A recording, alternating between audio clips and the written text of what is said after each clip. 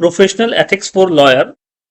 आज के इस वीडियो में हम 4 बातों पर चर्चा करेंगे। Professional ethics, code of conduct for professional ethics, advocates duty and code of conduct for an advocate. इन 4 बातों पे हम चर्चा करेंगे। बहुत ही इंपॉर्टेंट टॉपिक है हमारा आज का। इससे पहले कि हम एथिक्स इन लॉ पढ़ें, हम समझेंगे वर्ड एथिक्स क्या होता है। तो आइए बिना देरी की वीडियो को शुरुआत करते हैं। तो फ्रेंड्स, एथिक्स का क्या मतलब होता है? कुछ चीजें इवन हम लॉ की स्टडी कर रहे हैं तब भी हर चीज को हम लॉ में फ्रेम नहीं कर सकते। कुछ चीजें हमारे बिहेवियर का पार्ट होती हैं, मोरालिटी का पार्ट होती हैं, मोरल वैल्यूज का पार्ट होती हैं। फॉर एग्जाम्पल, आपका कोई टीचर है, वो आपको क्लासरूम में पढ़ाता है। एक दिन सामने बाजार में वो आपके सामने से जा रहे हैं। अब आप उन्हें विश करेंगे या नहीं करेंगे, इसके लिए कोई लॉ नहीं है। आपकी मोरल वैल्यूज हैं, आप उन्हें विश कर सकते हैं, आप उन्हें विश नहीं कर सकते। अगर आप विश करेंगे तो आपकी मोरल वैल्यूज अच्छी हैं। अगर आप नहीं करेंगे तो इसके लिए कोई लॉ नहीं है कि आपको विश करना ही करना था, आपको पनिश नहीं किया जा सकता। तो इसी तरीके से वर्ड एथिक्स हमारी प्रोफेशनल वैल्यूज को बताता है, मोरल वैल्यूज को बताता है, हमें राइट और रॉन्ग के बीच में डिसीजन लेने बताता है, अच्छे और बुरे की पहचान बताता है, जस्टिस और अनजस्टिस के बारे में बताता है। It involve making decision based on fairness, honesty, respect and responsibility towards other, society and environment. Ethics is about understanding and applying moral principle to real world situations in a way that promotes fairness, respect, and responsibility. It helps people make decisions that align with what is considered morally right in their society or community. We are talking about morally right in their society or community. Morally right पे हम focused हैं। Law क्या कहता है, law को तो हम पढ़ ही रहे हैं। तो ये है वर्ड एथिक्स। अब हम बात करेंगे प्रोफेशनल एथिक्स क्या होती है। लॉ में प्रोफेशनल एथिक्स का क्या मतलब है? तो professional ethics in law refers to the principle and standard that govern the behaviour of legal professional including lawyer, जज एंड पैरालीगल्स। तो प्रोफेशनल एथिक्स में हम बात करने वाले हैं कि लीगल प्रोफेशनल्स के लीगल बिहेवियर्स की हम बात करेंगे कि उनका बिहेवियर किस तरीके का होना चाहिए, उनके स्टैंडर्ड कैसे होने चाहिए। तो इसके लिए क्या जरूरी है? These ethics are crucial for maintaining the integrity of legal system and ensuring that justice is served fairly. तो जो लीगल प्रोफेशनल है, अगर वो अच्छे से जस्टिस का रोल प्ले करना चाहते हैं तो उनके अंदर एथिकल वैल्यूज होनी चाहिए। तो इस एथिकल वैल्यूज से यहां पर क्या मतलब है? ऐसी क्या बातें हैं, ऐसी क्या चीजें हैं जो हम इंश्योर करें कि एक लीगल प्रोफेशनल के अंदर हो? तो सबसे पहले कॉन्फिडेंशियलिटी होनी चाहिए, कॉम्पिटेंस होनी चाहिए, कंफ्लिक्ट ऑफ इंटरेस्ट हो, इंटीग्रिटी हो, ड्यूटी टू द कोर्ट हो, रिस्पेक्ट फॉर अदर्स हो, प्रो बोनो वर्क हो। ये 7 बातें हैं जो एक लीगल प्रोफेशनल के अंदर इनका समावेश होना चाहिए, जो होनी चाहिए, जिससे एक एथिकल वैल्यूज हम समझ सकें कि हाँ, हमारा लीगल प्रोफेशनल जो है वो एथिकली साउंड है, एथिकली फिट है। ये सारे पॉइंट्स हम आगे भी पढ़ेंगे, आगे इन पर चर्चा करते हैं। अब हम बात करेंगे code of professional ethics for a lawyer. तो कोड ऑफ प्रोफेशनल एथिक्स क्या है? तो कोड ऑफ प्रोफेशनल एथिक्स से मतलब है यहाँ पर set of rule and guideline that govern the professional conduct of attorneys. एक सेट ऑफ रूल्स जो एक लॉयर प्रोफेशनल के अंदर होने चाहिए। जैसे हमने कहा कि पीछे एथिकल वैल्यूज उसकी क्या होनी चाहिए, तो वो एथिकल वैल्यूज का एक सेट ऑफ लॉ या सेट ऑफ रूल हम बना के बात कर रहे हैं कि ये चीजें इसके अंदर होनी चाहिए एक प्रोफेशनल के अंदर। तो वो वैल्यूज कौन कौन सी हैं? तो सबसे पहली बात कॉन्फिडेंशियलिटी होनी चाहिए, कन्फ्लिक्ट ऑफ इंटरेस्ट हो, कॉम्पिटेंस हो, लॉयल हो, ऑनेस्टी होनी चाहिए, प्रोफेशनलिज्म होना चाहिए, प्रो बोनो वर्क होना चाहिए, क्लाइंट कम्युनिकेशन होनी चाहिए, फीस बिलिंग को लेके हमारे जो है उसकी कुछ वैल्यूज होनी चाहिए, avoiding improper influences, handling misconduct and misrepresentation, withdrawal from representation. तो ये 12 पॉइंट हैं जिन पे हम बात करेंगे। ये सेट ऑफ रूल्स हैं जो एक प्रोफेशनल एथिक्स के बारे में बात करते हैं। तो सबसे पहले बात करेंगे कॉन्फिडेंशियलिटी। कॉन्फिडेंशियलिटी से मतलब क्या है कि एक लॉयर के पास अपने क्लाइंट्स की जो भी इंफॉर्मेशन है, वो इंफॉर्मेशन उसके पास हमेशा सेफ रहनी चाहिए, वो उसे किसी के साथ शेयर ना करे। क्लाइंट की प्राइवेसी किसी भी कीमत पर हैम्पर नहीं होनी चाहिए। No unauthorised disclosure, lawyer should not disclose information obtained during their representation without the client's permission. अगर क्लाइंट की परमिशन है तो बात अलग है, अदरवाइज क्लाइंट की कोई भी इंफॉर्मेशन डिस्क्लोज नहीं होनी चाहिए। conflict of interest, avoiding conflict, lawyer must avoid conflict of interest that could impair their ability to represent clients competently and loyally. Full disclosure, if a conflict arises, the lawyer must fully disclose it to the client and may need to withdraw from the case if the conflict reconciled. किसी भी तरह का मतभेद नहीं होना चाहिए clients का और लॉयर का। अगर उन दोनों की सोच किसी भी पॉइंट पे एक नहीं है, अलग अलग हो रही है, तो आपको क्या करना चाहिए? आपको तुरंत से या तो उस केस से अपने आप को विड्रॉ कर लेना चाहिए या क्लाइंट के साथ उस सिचुएशन पे बैठ के बात कर लेनी चाहिए और एक मत में रहना चाहिए, एक सोच के साथ आपको काम करना है। Avoiding conflict, lawyer must avoid conflict of interest and could impair their ability to represent clients competently and loyally. Full disclosure, if a conflict arises, the lawyer must fully disclose it to the client and may need to withdraw from the case if the conflict is irreconcilable. Competence होना चाहिए client, जो legal professional होनी चाहिए, उसकी जो knowledge होनी चाहिए, जो स्किल होनी चाहिए, वो हमेशा अपडेट होनी चाहिए, हमेशा ग्रोइंग होनी चाहिए। A lawyer should provide competent representation which means having the necessary legal knowledge, skill and resource. Diligence, a lawyer must act with reasonable diligence and prompts in representing a client. आपकी जो diligence होनी चाहिए, जो जो लगन होनी चाहिए, वो हमेशा अपने केस में ज्यादा से ज्यादा हो कि हम ज्यादा से ज्यादा काम करें और क्लाइंट्स को बेस्ट सेटिस्फेक्शन दे पाए, बेस्ट सर्विस दे पाए। Loyalty, undivided loyalty, lawyer must act in the best interest of their clients and avoid any behaviour that could undermine the duty of loyalty.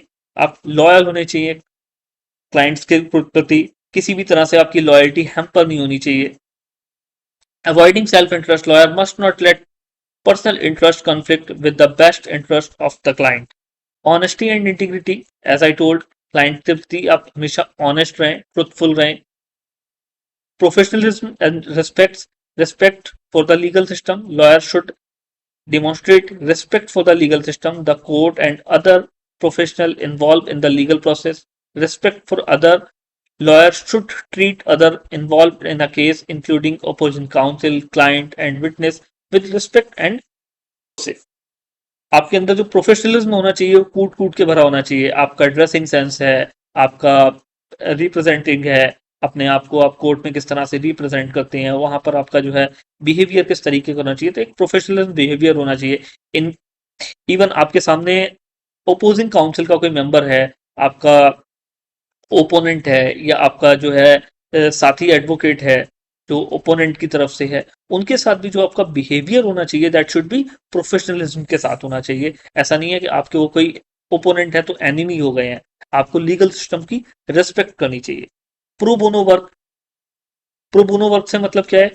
ऐसे लोग जो फाइनेंशियली स्ट्रांग नहीं है, अगर उनको जस्टिस की जरूरत है तो उनको जस्टिस मिलनी चाहिए। आप लेसर फीस पे या कहीं अगर जरूरत लगे तो फ्री में भी समाज के ऐसे हिस्से जो पिछड़े हुए हैं उनके लिए आप काम करें, प्रो बोनो वर्क करें, समाज सेवा से जुड़े काम करें और उनको जस्टिस दिलवाएं फ्री में या बहुत ही लेसर फीस पे। तो ये प्रो बोनो सर्विसेज होनी चाहिए। Client communication, prompt response, lawyer must communicate with the clients in a timely and transparent manner about the status of their case. Delay नहीं होना चाहिए। क्लाइंट की जरूरत पे आप क्लाइंट के साथ हैं, क्लाइंट के साथ आपका कम्युनिकेशन अच्छा होना चाहिए। Fees and billing, fair and reasonable fees होनी चाहिए, ओवर बिलिंग नहीं होनी चाहिए। Avoiding improper influences, no bribery और करप्शन। आप लॉ के लिए आपको जल्दी से जल्दी न्याय मिले या आपके हित में न्याय मिले, इसके लिए आप कोई भी ऐसा काम ना करें जो लॉ के अगेंस्ट है। ब्राइबरी या करप्शन ना फैलाएं। Avoiding influence, unlawful influence, lawyers should not attempt to influence or pressure judges, jurors or other legal professional improperly. आप ऐसा कोई काम ना करें, ये आपके प्रोफेशनल एथिक्स के अगेंस्ट है। हैंडलिंग मिसकंडक्ट एंड मिसरिप्रेजेंटेशन, कोई ऐसा मिसकंडक्ट ना करें, कोई ऐसा मिस रिप्रेजेंटेशन ना करें जिससे आप जो है कोर्ट को एक तरीके से गुमराह करने जैसी चीजें, कि आपने कोई ऐसा स्टेटमेंट दिया या आपने कोई ऐसी बात बोली जिससे आप ओपोनेंट को या जो है जजेस को मिसगाइड करें. Reporting misconduct: if a lawyer become aware of others lawyer professional misconduct, they have a duty to report it to the appropriate authority. Not engaging in misconduct: lawyer must not engage in illegal or unethical activity and must report illegal conduct of clients or other when required. Withdrawal from representation: obligation to withdraw: a lawyer may withdraw from a case if continuing the representing would result in a violation of the law or ethical rules. Client's right to terminate representation: a client has a right to terminate the lawyer's representation at any time with or without cause. These ethical principles are intended to ensure that lawyers maintain the public trust in the legal system, protect the interests of their clients, and uphold the integrity of the professional. अभी तक हमने professional ethics की बात की, code of conduct for professional ethics की बात की. अब हम बात करेंगे code of conduct for an advocate. Advocate के लिए क्या कोड ऑफ कंडक्ट है? द कोड ऑफ कंडक्ट का मतलब क्या है? The code of conduct for an advocate is a set of ethical guidelines and professional standard that govern the behaviour of lawyer in their practice. Code of conduct हमने set कर दिए, ethically क्या होना चाहिए. अब एडवोकेट पे वो क्या क्या किस तरह से अप्लाई होंगे. तो these rules ensure that advocate maintain the highest level of integrity, competence and responsibility while serving their client and the legal system. तो वो क्या है? इंटीग्रिटी एंड ऑनेस्टी वही है, confidentiality, conflict of interest, competence and diligence, professional independence, respect for the court. यही है ethical values में हमने ये सारे पॉइंट कवर किए. अब इसके बाद हम बात करेंगे एडवोकेट की ड्यूटी क्या है. ड्यूटीज ऑफ एन एडवोकेट में एडवोकेट किसी एक के लिए रिस्पॉन्सिबल नहीं है. एडवोकेट्स किन किन के लिए रिस्पॉन्सिबल है? Two duty to the clients. Client के लिए क्या रिस्पॉन्सिबिलिटी है एडवोकेट की? Duty to the court. Court के लिए क्या रिस्पॉन्सिबिलिटी है एडवोकेट की? Duty to the legal profession. Legal professionals उसके सीनियर्स भी हो सकते हैं या कोई दूसरे ऑफिसर भी हो सकते हैं, उनके लिए उसकी क्या रिस्पॉन्सिबिलिटी है? Duty to opposing counsel. Opposing counsel के लिए उसकी क्या रिस्पॉन्सिबिलिटी है? ड्यूटी टू सोसाइटी, समाज के लिए. Duty to communication, duty to competence. ये 7 पार्ट हैं जिनके लिए एक एडवोकेट की अलग अलग रिस्पॉन्सिबिलिटी है. एक एक को हम कवर करेंगे. सबसे पहले बात करते हैं duty to the client. Duty to the client, एक क्लाइंट के लिए एडवोकेट किन तरह से लायबल है, क्या उसकी ड्यूटीज हैं. तो सबसे पहले कॉन्फिडेंशियलिटी. अपने क्लाइंट के लिए वो कॉन्फिडेंशियलिटी मेंटेन करे. उसकी कोई भी इंफॉर्मेशन जो उसके पास है वो उसकी परमिशन के उससे बाहर नहीं जानी चाहिए. Competent representation. एडवोकेट जो होना चाहिए वो पूरे तरीके से स्किल्ड होना चाहिए, नॉलेजेबल होना चाहिए. वो अपनी नॉलेज को कंटिन्यूली अपडेट करता रहे ताकि वो अपने क्लाइंट को बेस्ट सर्विस दे पाए. डिलीजेंस, उसके अंदर लगन होनी चाहिए. Advocate should act with dedication and promptly address their clients legal matter avoiding unnecessary delay. Loyalty, loyal होना चाहिए. कम्युनिकेशन, एडवोकेट की और उसके क्लाइंट के साथ प्रॉपर कम्युनिकेशन होनी चाहिए. हर एक बात जो क्लाइंट के लिए जरूरी है, क्लाइंट से रिलेटेड है, उसको मालूम होनी चाहिए. रिस्पेक्ट, वो अपने क्लाइंट की रिस्पेक्ट करे. एथिकल कंडक्ट, हर तरह से एथिकली बिहेव करे अपने क्लाइंट के साथ. Advocate should uphold the highest ethical standard and act with integrity in all diligence with their ethical client. एक कोर्ट के प्रति एक एडवोकेट की क्या जिम्मेदारियां हैं? तो कोर्ट के प्रति सबसे पहली जो ड्यूटी है वो क्या है? Act in a dignified manner. जो डिग्निटी है उसको मेंटेन करे. उसके बाद रेस्पेक्ट द कोर्ट, कोर्ट की रिस्पेक्ट करे. Advocate must show his respect toward the court. He she has to keep in mind that the dignity and respect toward the judicial officer are essential for the survival of a free community. उसके बाद no communication in private. Privately कोई communication नहीं होना चाहिए. जो भी communication होना चाहिए वो प्रॉपर होना चाहिए, कोर्ट में होना चाहिए. Refusal to act in an illegal manner toward the opposition. किसी भी तरह से कोई इलीगल मैनर में जो है काम नहीं होना चाहिए. Refusal to represent client who insist or any unfair means of practice. किसी भी तरह का अनफेयर प्रैक्टिस नहीं होनी चाहिए। Appear in proper dress code, जब भी कोर्ट में आप प्रेजेंट हो तो प्रॉपर ड्रेस कोड में प्रेजेंट हो। Not represent the establishment of which he is a member, mean self interest की यहाँ पर बात हो रही है कि अगर एक एडवोकेट किसी ग्रुप का मेंबर है तो वो उसको रिप्रेजेंट ना करे।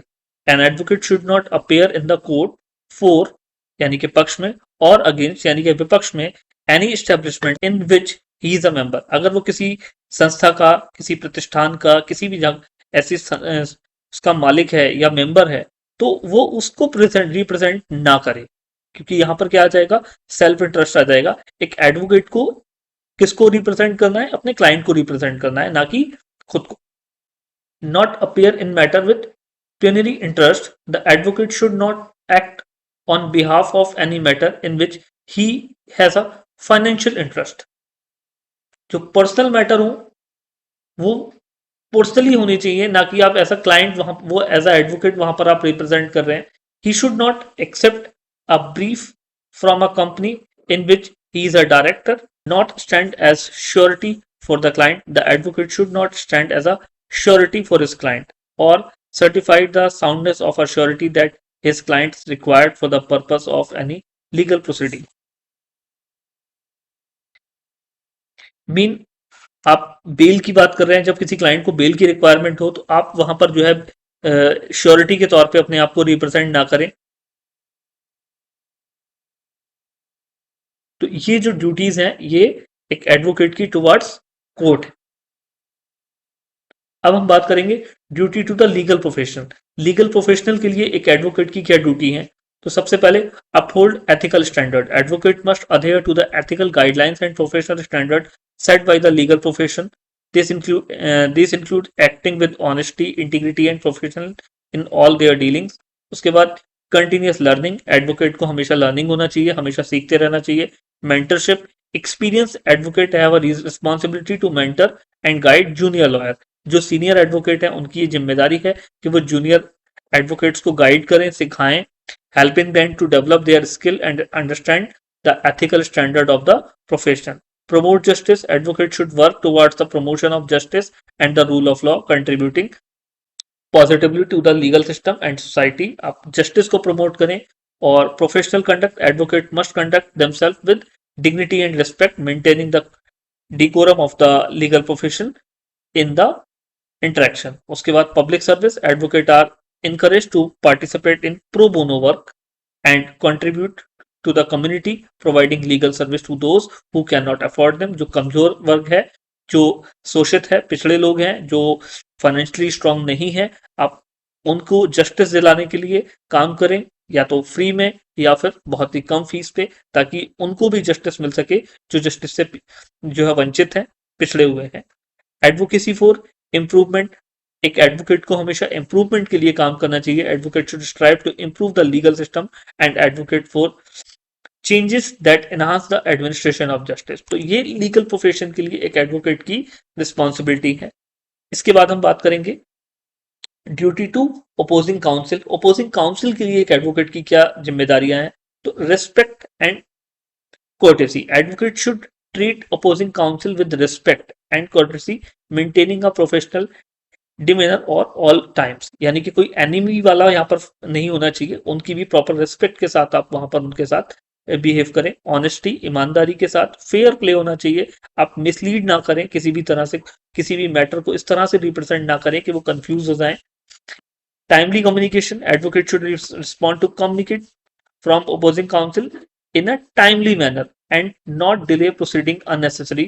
आप unnecessary proceedings को डिले ना करें, जो भी कम्युनिकेशन आपको opposing counsel के साथ करनी है उनको टाइम से करें, कॉपरेट करें, प्रोफेशनल कंडक्ट में बिहेव करें, कॉन्फिडेंशियलिटी के साथ बिहेव करें। तो ये एक opposing counsel के साथ एक एडवोकेट की रिस्पॉन्सिबिलिटी है। इसके बाद हम बात करेंगे कि एक एडवोकेट की समाज के प्रति क्या जिम्मेदारियां हैं। तो समाज के प्रति हमने अभी पीछे भी बात की, समाज के प्रति एक एडवोकेट की क्या जिम्मेदारी है।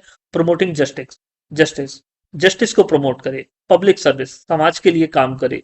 Legal education, advocate should contribute to the legal education of the public by providing information and raising awareness about legal rights and responsibility। Legal education दे, जिन लोगों को उनके अधिकार नहीं मालूम है, उन्हें कानूनन तौर पे उनके अधिकार बताए, लीगल राइट्स उनके क्या हैं उनको पता होने चाहिए, क्या नहीं करना है ये लोगों को मालूम होना चाहिए। तो लोगों को गाइड करे, लोगों को बारे में लॉ की नॉलेज दे, ये एक एडवोकेट की जिम्मेदारी है समाज के प्रति। Advocacy for law reforms, law में जो कुछ कमियां हैं उनको रिफॉर्म्स करने के लिए, उनको सही करने के लिए आगे आए। Advocate should support and advocate for changes in the law that prompt social justice, equality, and the protection of human rights. Ethical conduct.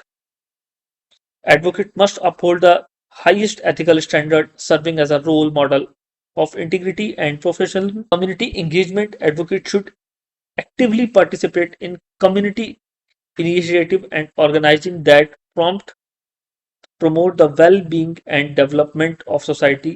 Environment responsibility. Advocates should consider the environmental impact of their action and support substantial practice within their professional and personal lives. यानी कि advocate को खुद से कुछ ऐसा नहीं करना चाहिए जो समाज के प्रति जो है एक नेगेटिव इमेज बनाए उसकी, यानी कि समाज को हमेशा अप होल्ड करे, ऊपर की तरफ लाने के लिए एक एडवोकेट को काम करना चाहिए, ना कि उसको लॉ की नॉलेज है तो लोगों को बिना वजह जो है डराना, धमकाना या किसी तरीके से ऐसे बिहेव करना कि उसकी नॉलेज समाज को पीछे लेके जाए। तो ये सारी चीजें एक लीगल प्रैक्टिशनर के अंदर होनी चाहिए, एक एडवोकेट के अंदर होनी चाहिए कि वो समाज के प्रति उसकी जो जिम्मेदारियां हैं वो उनको निभाए। Duty of communication. So duty of communication is a fundamental responsibility of an advocate.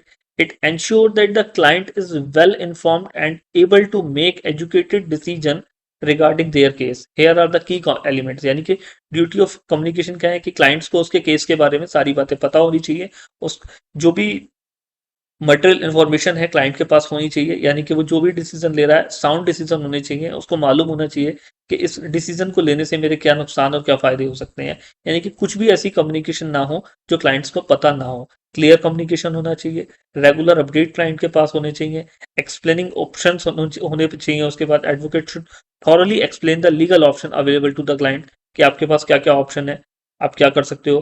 Prompt response होना चाहिए, यानी कि आपके पास जो भी क्लाइंट की इंक्वायरी है उन्हें आप टाइमली मैनर में क्लाइंट को बता दो। ये नहीं है कि समय निकल गया है, बिल्कुल समय आप बिल्कुल लास्ट में आप बता रहे हो कि सर आपको ये करना है, सर आप ये कर सकते हो, ऐसा नहीं हो चाहिए। क्लाइंट के पास प्रॉपर टाइम होना चाहिए। अगर आपके पास समय रहते इन्फॉर्मेशन क्लाइंट को दोगे तो क्लाइंट बेटर वे में अपना जो है जस्टिस के लिए प्रयास कर पाएगा। ऑनेस्ट एडवाइस होनी चाहिए, जो भी एडवाइस आप क्लाइंट को कर रहे हो वो ऑनेस्ट होनी चाहिए, उसमें आपका सेल्फ इंटरेस्ट ना होकर के क्लाइंट का बेस्ट इंटरेस्ट होना चाहिए। कॉन्फिडेंशियलिटी होनी चाहिए और लिसनिंग होनी चाहिए। किसी ने कहा था कि एक अच्छा वक्ता वो होता है जो पहले एक अच्छा लिसनर बनता है, यानी कि श्रोता बनता है। तो आप क्लाइंट को पहले पूरे तरीके से समझें, क्लाइंट की रिक्वायरमेंट को जानें, उसके बाद आप क्लाइंट को बेस्ट एडवाइस करें। Advocates duty of competence. An advocate's duty of competence is a fundamental ethical obligation that ensures they provide clients with the highest standard of legal service. This duty encompasses several key aspects: legal knowledge and skill. एक advocates competence होना चाहिए, तो competence कैसे होगा, competency के लिए क्या चाहिए, उसकी लीगल नॉलेज होनी चाहिए, स्किल हमेशा अपडेट होनी चाहिए, प्रिपरेशन अपने आप को कोर्ट में प्रेजेंट करने से पहले अच्छे से केस पे काम करना चाहिए, प्रिपरेशन करनी चाहिए, डिलीजेंस यानी कि लगन होनी चाहिए, कंटिन्यूइंग एजुकेशन होनी चाहिए, यानी कि प्रॉपर जो भी चेंजेस आ रहे हैं, अपडेट्स आ रहे हैं, आप उनको पढ़ रहे हैं, उनके बारे में नॉलेज ले रहे हैं और अपनी नॉलेज को लगातार बढ़ा रहे हैं, एथिकली कंडक्ट कर रहे हैं। तो ये सारी चीजें हैं जो कॉम्पिटेंट बनाती हैं एक एडवोकेट को, इन सब पे काम करना चाहिए। तो ये था आज का हमारा वीडियो जिसमें हमने डिस्कस की इतने सारे टॉपिक पे कि एथिकल वैल्यूज क्या हैं, कोड ऑफ कंडक्ट क्या है, code of conduct for ethical values क्या है, code of conduct for lawyer क्या है और लॉयर की रिस्पॉन्सिबिलिटी क्या है। उम्मीद करता हूँ आपको सारी चीजें समझ में आई होंगी, समझ में आई हो तो वीडियो को लाइक करें, शेयर करें, सब्सक्राइब करें। Thank you.